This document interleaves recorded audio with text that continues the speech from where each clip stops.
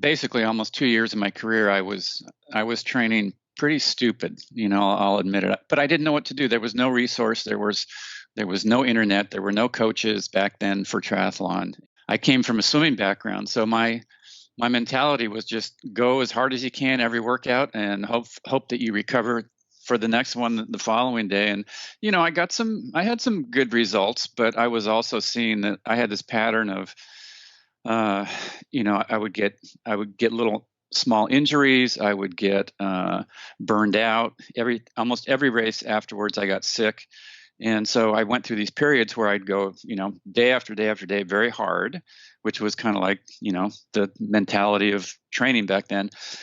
But then I'd have these stretches where I couldn't really train very well, or maybe not even at all. And so, you know, if you're not training, you're not getting more fit. That's very clear. And so finally, when I met Phil, he explained, the whole philosophy of using heart rate to regulate your training intensity so that you gain fitness without burning yourself out. You gain fitness without compromising your immune system.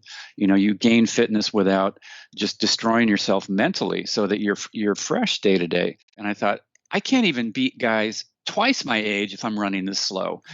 And Phil goes, no, don't worry about it. For the next couple months, I forget what it was, about a month and a half or 2-month period, he said, train aerobically, purely aerobically. Don't go over that 155 beats a minute. And so that's what I did.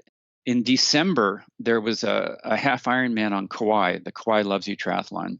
I went into the race off of pure base training, and I destroyed the field. Wow. And I thought, oh my God, there's something to this. Then eventually over time with, taking that heart rate concept, doing a lot of base work, aerobic training, and then eventually adding back in the speed work just in the right amounts at the right times, I worked my aerobic pace down to about a 5.5 minute mile. So I'm at 155 beats a minute, I'm running a 5.5 minute mile pace.